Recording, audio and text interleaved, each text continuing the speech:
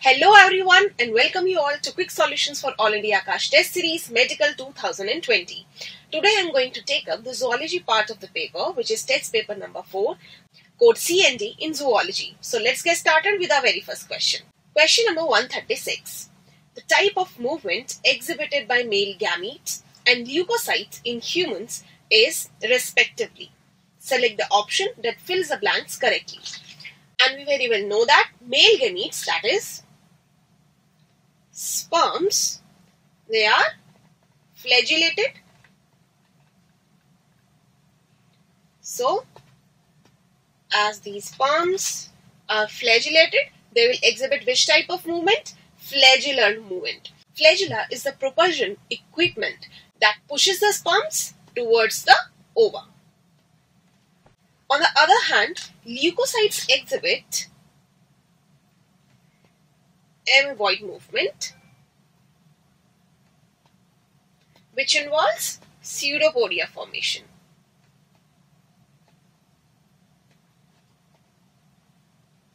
So, the correct answer to this question is option number 2. So, the correct answer to this question is option number 2. Let's discuss other options also. The first option given is amoeboid and ciliary, and this is an incorrect option. Muscular and flagellar is an incorrect option. Flagellar movement is exhibited by male gametes. Flagellar and muscular is also an incorrect option. So let's discuss our next question. Question number 137. Which of the following muscle proteins and their descriptions are mismatched? The very first option is actin, and the match given is filamentous double helical protein that contains myosin binding site, and as it is a correct match, so this cannot be a correct answer to our question. As you can see here, this is double helical filamentous actin or F-actin polymer, and this actin contains myosin binding site. The next option given is myosin, and the match given is contractile protein in A band of a sarcomere, and as it is also a correct match, so this cannot be a correct answer to our question. Because A band of a sarcomere contains both thick and thin filament, and this myosin is a contractile protein which forms a thick filament in A band of a sarcomere. The next option given is troponin, and the match given is regulatory complex non-contractile protein, and this is a correct match, so cannot be a correct answer to our question. As you can see here, these troponin and tropomyosin are regulatory complex proteins which are associated with actin filament. The next option given is tropomyosin, and the match given is calcium binding globular protein, and as it is an incorrect match, so this is a correct answer to our question, because tropomyosin, as you see here, is a filamentous protein which covers the myosin binding site on actin filament. It is this troponin which is a globular protein and contains units, that is TPC, for calcium binding. So the correct answer to this question is option number 4. Let's discuss our next question. Question number 138. Which of the following is responsible for repolarization of an axonal membrane? So we need to give our answer with respect to repolarization of an axonal membrane. The very first option given is opening of potassium leaky channels, and this is an incorrect option because leaky channels are always open and they are not the main reason for the repolarization of axonal membrane. And similarly, option number 3, that is closure of sodium leakage channels, is also an incorrect option because leaky channels are always open. The next option given is opening of voltage gated sodium channels, and this is also an incorrect option because opening of voltage gated sodium channels is responsible for depolarization of axonal membrane. It is the influx of sodium ions. When these voltage gated sodium ions channels opens, there is influx of sodium ions which are responsible for depolarization of an axonal membrane. The last option given is opening of voltage gated potassium channels, and this is a correct answer to our question because it is the efflux of potassium ions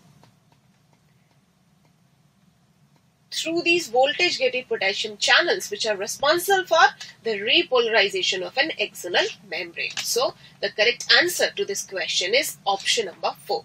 Let's discuss our next question. Question number 139. Select the incorrect statement, and the very first statement given is contraction of smooth muscle fibers is calcium dependent, and as it is a correct statement, so cannot be a correct answer to our question because calcium play a critical role in muscle contraction, whether it is a smooth muscle or skeletal muscle fibers.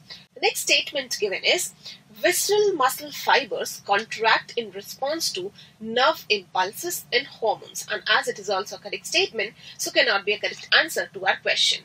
Next option given is smooth muscle fibers are non-striated, true, and involuntary, yes, as they lack actin myosin myofibrils and are not under control of our will. And this is an incorrect statement, so a correct answer to our question. Because smooth muscle fibers are non-striated and involuntary and are not under the control of our will, but they do not lack actin and myosin myofibrils. They have actin and myosin myofibrils, but these myofilaments are not regularly arrayed along the length of a cell. So this is an incorrect statement. The last statement given is multi-unit smooth muscle fibers in eye operate independent of each other, and as it is a correct statement, so cannot be a correct answer to our question. Because multi-unit smooth muscle fibers, they behave independent of each other. They relax and contract independent of each other. On the contrary, single unit muscle fibers act as a single unit. So fourth statement is also correct, so cannot be a correct answer to our question. So the correct answer to this question is option number 3. Let's discuss our next question. Question number 140. Release of which of the following helps in relaxation of a skeletal muscle fiber?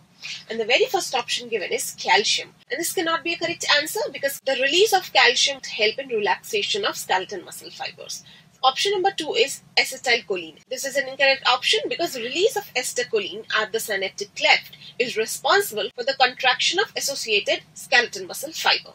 Option number 4 is dopamine, and this is also an incorrect option. On the other hand, option number 3, that is acetylcholinesterase, is a correct answer to our question because the release of this enzyme at the synaptic cleft is responsible for the breakdown of acetylcholine to acetate and choline, and this will help in relaxation of skeletal muscle fiber. So the correct answer to this question is option number 3. Let's discuss our next question.